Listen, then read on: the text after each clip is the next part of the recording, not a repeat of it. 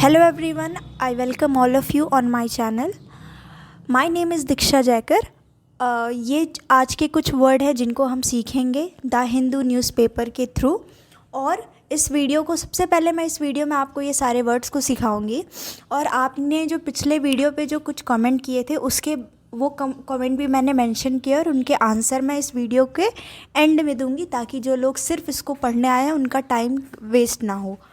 तो सबसे पहले मैं आपको ये सारे वर्ड्स बता देती हूँ और ये सारे वर्ड आप देख सकते हैं. अगर ये सारे आपको आते हैं तो आप इस सेशन को स्किप कर सकते हैं ताकि आपका टाइम सेव हो. पर अगर आपको इनमें से कोई भी वर्ड नहीं आता है तो आप इस वीडियो को पूरा एंड तक देखिएगा, आपको अच्छे से समझ में आ जाएगा. और आज के न्यूज़पेपर की मैंने इसमें कटिंग को भी यूज़ किया हुआ है, ठीक है, जिससे कि आपको अच्छे से समझ में आए कि आखिर ये सारे वर्ड्स को न्यूज़पेपर में यूज़ कैसे किया गया है, ठीक है. और प्लीज़ जिन्होंने भी कल कमेंट किया था, आपके आंसर्स मैंने दिए हैं इस वीडियो में, लेकिन वो एंड में मैं आपको बताऊंगी. Okay, let's start. हमारा पहला वर्ड है स्लैंडर.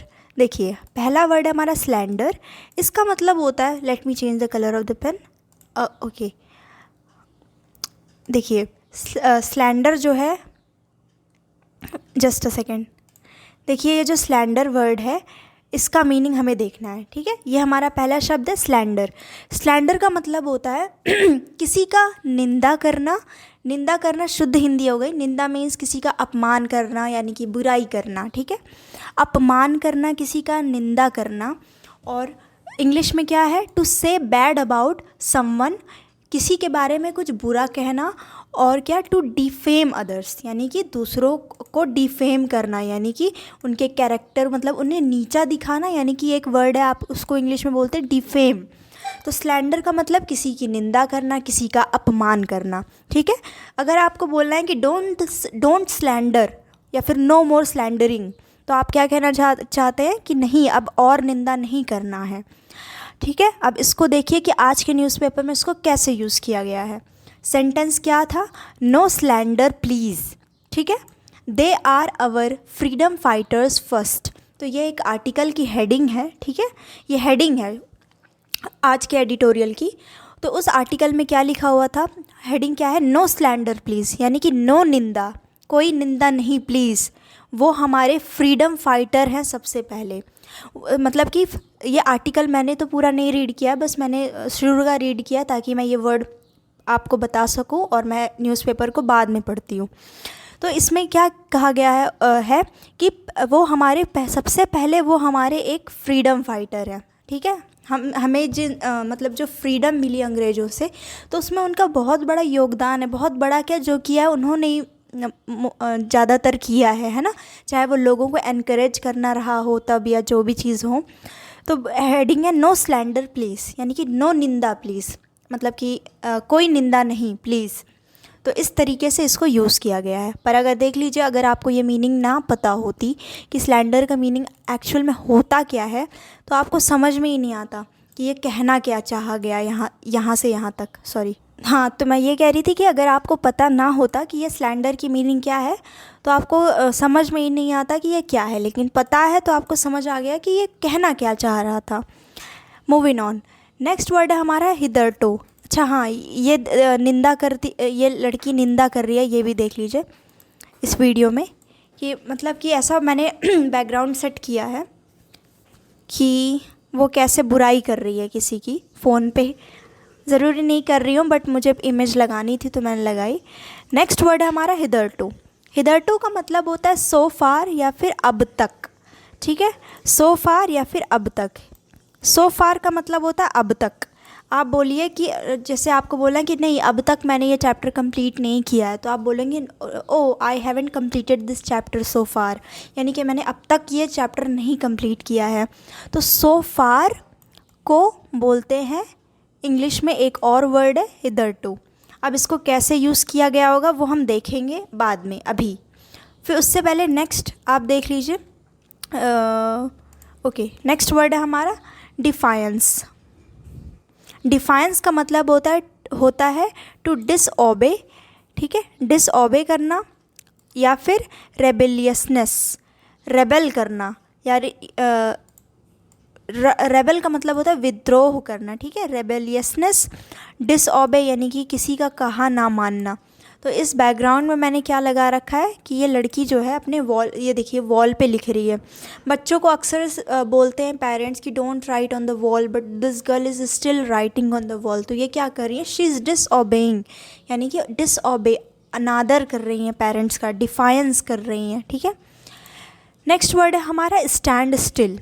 स्टैंड स्टिल का मतलब होता है कि थमा हुआ, पानी जो है थमा हुआ हो, या फिर परमानेंटली यानी कि स्टॉप कम्प्लीटली, हरदम के लिए रुक जाना, या फिर ठहराव आप कह सकते हैं।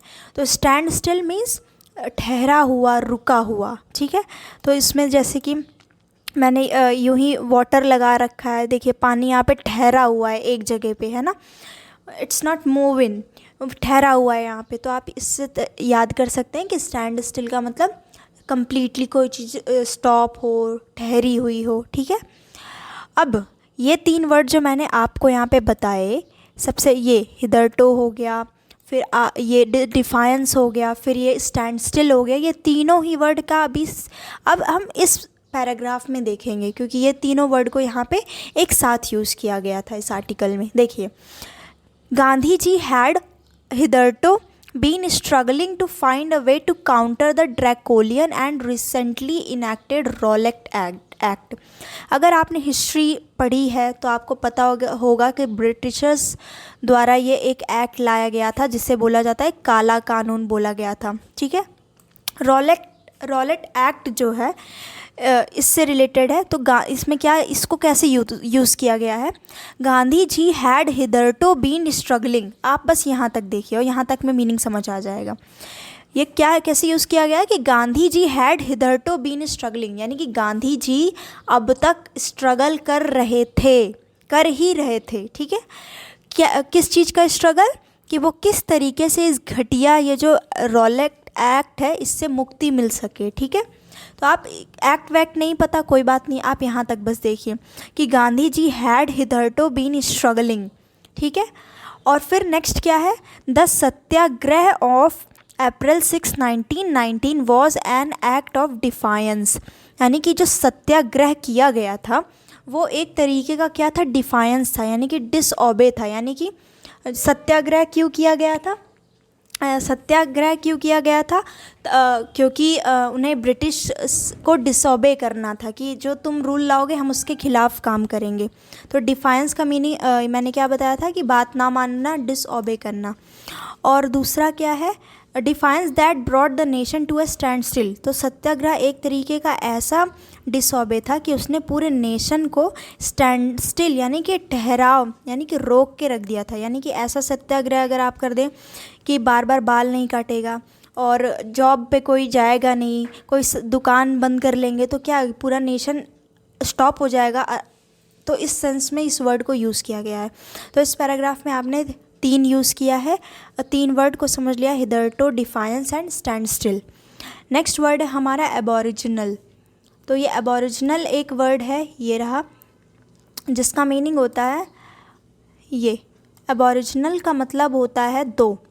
एक मीनिंग है कि dark skinned member of a race of people living in Australia. तो जो डार्क स्किन वाले जो लोग होते हैं, जो वो उस रेस के जो लोग होते हैं जिनकी स्किन डार्क होती है और वो ऑस्ट्रेलिया में रह रहे होते हैं, तो उनके लिए एक टर्म है, होता है एबोरिजिनल। या फिर आप इसको नेटिव यानी कि मूल निवासी, जैसे कि मैं इंडिया की हूँ तो इंडियन, मैं नेटिव हूँ कहाँ की, इंडिया की। कोई पाकिस्तान का है तो वो नेटिव है पाकिस्तान का। तो उस सेंस में भी इस वर्ड को यूज़ कर सकते हैं। ये 1 वर्ड सब्स्टिट्यूशन में मिल जाएगी और ये शायद वर्ड पावर में भी है ये वर्ड भी। तो अब देख लीजिए कि डार्क स्किन मेंबर, यानी कि जैसे कि आपको बैकग्राउंड में दिख रहे हैं कि ये जो जैसे कि फ़ाइट हो रही है, कि एक होता है ना कि डार्क स्किन मेंबर को वाइट वाले लोग पसंद नहीं करते हैं, तो ये एबोरिजिनल, ये भी उसी सेंस में ये आर्टिकल आया था, ठीक है। अब इसको देखेंगे कि यूज़ कैसे हुआ है, ये आज के पेपर में कैसे इसको यूज़ किया गया है। तो लिखा हुआ है aboriginal people must get permanent representation in government. तो ये एक आर्टिकल है जिसमें बोला गया है कि एबोरिजिनल पीपल जो हैं, यानी कि ऑस्ट्रेलिया में रहने वाले जो काले लोग हैं, डार्क स्किन पीपल हैं, उनको भी, क्योंकि उनके साथ भेदभाव होता है उनकी रेस की वजह से, जो उनका डार्क स्किन टोन है, तो क्या लिखा है, aboriginal people must get permanent representation in government, यानी कि गवर्नमेंट में एबोरिजिनल यानी ब्लैक पीपल को भी परमानेंट रिप्रेजेंटेशन मिलना चाहिए। Must get, they must get यानी ज़रूर से मिलना चाहिए। नेक्स्ट वर्ड है हमारा इंडोमिटेबल। इंडोमिटेबल का मतलब होता है जिसे हराया ना जा सके। अगर आपकी इच्छा इंडोमिटेबल है कुछ बनने की, तो आपके अंदर वो इच्छा क्या है, इंडोमिटेबल है, यानी उसको कोई बदल नहीं सकता उस थिंकिंग को। तो जिसे हराया ना जा सके तो उसको बोलते हैं इंडोमिटेबल। तो आप इस पिक्चर बैकग्राउंड से देख सकते हैं कि सोल्जर किसी भी नेशन के हों, वो उनका जो इच्छा होती है, उनका जो हिम्मत होती है, वो क्या होती है, इंडोमिटेबल होती है, उनका जो करेज होता है। ठीक है, तो इसको कैसे यूज़ किया गया है, ये यहाँ पे यूज़ किया गया है, many such moments of indomitable courage. अब यहाँ पे किस बारे में आर्टिकल है वो छोड़ देना है, ये वैसे वही स्ट्रगल वाला आर्टिकल है ये, कि मैनी सच मूवमेंट यानी कि बहुत सारे ऐसे मूवमेंट थे जिसने दिखाया क्या, इंडोमिटेबल करेज, यानी कि अपराजय वाला करेज, यानी करेज मीन्स होता है साहस, हिम्मत, courage comma insurrection and sacrifice which have left their imprint. तो काफ़ी सारे ऐसे मूवमेंट हैं जिन्होंने इंडोमिटेबल यानी बिना मतलब बहुत अच्छा खासा जो हराया ना जा सके ऐसा करेज दिखाया है, हिम्मत दिखाई है। इंसरेक्शन जो हुए थे, इंसरेक्शन यानी विद्रोह एक प्रकार से, और जो सेक्रीफाइस यानी कि बलिदान थे, ये सारी चीज़ों ने क्या किया था, इम्प्रिंट, एक निशान छोड़ दिया था फ्रीडम स्ट्रगल पर। अब इम्प्रिंट का मतलब होता है, यही हमारा लास्ट वर्ड है, इम्प्रिंट का मतलब होता है निशान, निशान, जैसे कि ये इम्प्रिंट बना रहे हैं बैकग्राउंड में, ये निशान। तो क्या है कि ये सारे जो बलिदान हुए, ये जो विद्रोह हुआ, ये जो हिम्मत दिखाई इंडोमिटेबल, इन सब ने अपने फ्रीडम स्ट्रगल जो है हमारा इंडिया का, उसमें इन्होंने अपने एक निशान छोड़ दिए, इम्प्रिंट, छाप छोड़ दी, यानी कि आगे ज़माना याद करता रहेगा इन सारे इंसिडेंट को कि ये करेज लोगों ने कैसे दिखाया था। तो ये थे हमारे आज के कुछ वर्ड। अब मैं जो भी कमेंट में आया था उसके बारे में बता देती हूँ कि सबसे पहला ये एक कमेंट है कि ये जो वोकैबलरी है इसको ऐसे ही कंटिन्यू करना। तो ये जो न्यूज़पेपर वाली है वो इसी तरीके से कंटिन्यू हरदम रहेगी। 1 या 2 दिन अगर कोई इमरजेंसी हो, कोई ज़रूरी हो, या फिर लाइट ना हो, वाईफाई की सुविधा ना हो, या कुछ भी ऐसी चीज़ हो जाए तो उसके वजह से स्टॉप हो जाए तो हो जाए। बाकी ये मंडे से लेकर के ये फ्राइडे ये चीज़ रहेगी। हर दिन 5 वर्ड यानी कि अराउंड 30 to 35 वर्ड आपके पास होंगे सैटरडे संडे रिवाइज करने के लिए। आपको बस उसको नोट डाउन करना होता है हर दिन और उसको डेली प्रैक्टिस करनी होती है। तो ये चीज़ कंटिन्यू रहेगी। And thank you so much for this complement. This was unexpected, thank you so much for that. और ये वर्ड पावर मेड इजी जो है ये भी कल से स्टार्ट होने वाली है, इसको हम करेंगे और ये कंप्लीट रहेगी विदिन 20 to 25 डेज़, ये भी कंप्लीट हो जाएगी। और उसके बाद सैटरडे संडे ऑफ होता है ताकि मैं बाकी चीज़ों को इंक्लूड कर सकूं। नेक्स्ट क्या था कि ये मतलब कि कुछ सेशन अपलोड करके ही ना छोड़ें, वो पूरा करें तो वो पूरी कंप्लीट होगी। और मैं एंटोनिम्स सिनोनिम्स एक साथ जैसे पढ़ती ना मैंने कभी पढ़ा था खुद, और ना ही मुझे सही लगता है, क्योंकि ये जो न्यूज़पेपर की जो सीरीज़ होती है इसको इस इंटेंशन से बनाते हैं कि 5-10 मिनट का ये होगा, उसमें आप 5 वर्ड को सीख जाएंगे। तो ये आपको मतलब कि मदद मिलेगी। जैसे कि आज मैंने एबोरिजिनल बताया एक वर्ड, और उसी के साथ साथ नेटिव भी बता दिया। तो कभी और आएगा, मान लीजिए आज नेटिव मैंने ना भी बताया होता तो किसी और दिन वो वर्ड मिल जाता। तो अपने आप ये तैयारी हो जाती है। जितना ज़्यादा वर्ड पता होंगे खुद ही सिनोनिम्स और एंटोनिम्स आपको पता लगने लगे। अगर मीनिंग पता है वर्ड की तो एक ऐसा टाइम आएगा जब आपके पास फुल नॉलेज होगी वर्ड की, तो आपको खुद पता चल जाएगा कि इसके और सिनोनिम्स क्या क्या हो सकते हैं। जैसे कि बेटर से रिलेटेड क्या है, गुड, बेस्ट, ये तीनों ही आपस में एक सिनोनिम्स हो गए ना, क्योंकि तारीफ़ की बात हो रही है। तो एक दिन आपने बेटर सीख लिया, एक दिन गुड की मीनिंग सीख ली, एक दिन बेस्ट की मीनिंग सीख ली। तो ऐसे करते करते आपको खुद पता चल जाएगा।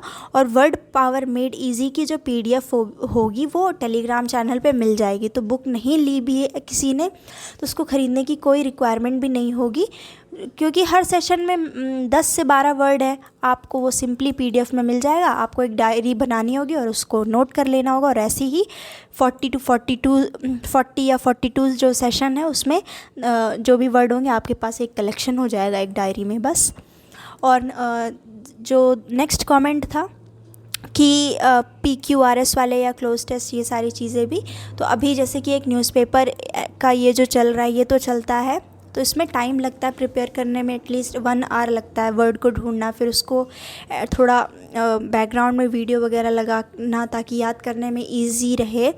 तो एक ये चलता है, और इसके साथ साथ अभी वर्ड पावर स्टार्ट होगी, तो अभी बाकी के लिए टाइम नहीं हो पाएगा, बट जब ये ख़त्म होगी तो बाकी चीज़ भी स्टार्ट होगी, जैसे कि एडिटोरियल और जो भी UPSC मेंस में जो आते हैं, मेंस के जो क्वेश्चंस आंसर्स होते हैं उनको डिस्कस कर लेंगे, और उसमें परफेक्ट आप कैसे वोकैब को जो भी पढ़ा उसको यूज़ करके आर्टिकल जो भी ऐसे को अच्छा लिख सकें वो सब भी हम कवर करेंगे। और पार्ट ऑफ स्पीच, जैसे कि कोई वर्ड मैं बताती हूँ, जैसे कि मैंने आज आपको जो भी वर्ड बताया, इम्प्रिंट हो गए, ठीक है, तो ये क्या है, ये इम्प्रिंट नाउन है या वर्ब है, ये चीज़ भी बताने को कही गई है। तो ये चीज़ भी कल से इंक्लूड करूँगी, ओरली मतलब मैं बता दूँगी। और बाकी अगर जो ये चीज़ होती है ना पार्ट्स ऑफ स्पीच, वो बहुत ज़्यादा वेरी करती है सेंटेंस के ऊपर। कोई चीज़ नाउन आप रट ही नहीं सकते हो कि वो नाउन है, ये रीज़न होता है जो नहीं बताती। जैसे मैंने बोला इम्प्रिंट, तो यहाँ पे डिपेंड करेगा सेंटेंस में कि वो कैसा इम्प्रिंट की बात हो रही है, किस टाइप के इम्प्रिंट। अब यहाँ पे वो नाउन के सेंस में हो सकता है बात हो रही हो, जैसे यहाँ नाउन के सेंस में बात हो रही है, बट अगर मैं इसको बोलूँ कि प्लीज़ इम्प्रिंट, कुछ भी इम्प्रिंट करने को मैं बोलूँ तो वो मैं वहाँ पे वर्ब क्रिया हो जाएगा, क्योंकि मैं बोल रही हूँ कि ये चीज़ करो, इम्प्रिंट करो। तो इसलिए जो एक वर्ड होता है वो नाउन भी हो सकता है कहीं पे, और वो किसी और सेंटेंस में वर्ब भी हो सकता है, इसलिए उसको रटा नहीं जा सकता। तो इसकी कल वाली PDF मैं भूल गई थी, उसके लिए सॉरी। आई विल सेंड, आज की मैं ज़रूर लेकिन सेंड कर दूँगी, और इंस्टा पे भी आप फॉलो कर सकते हैं। Thank you so much for watching this video. I will see you in the next session. और कल वर्ड पावर भी अपलोड करूँगी मैं, उसकी सीरीज़ भी स्टार्ट होने जा रही है कल से। Thank you so much for watching this video.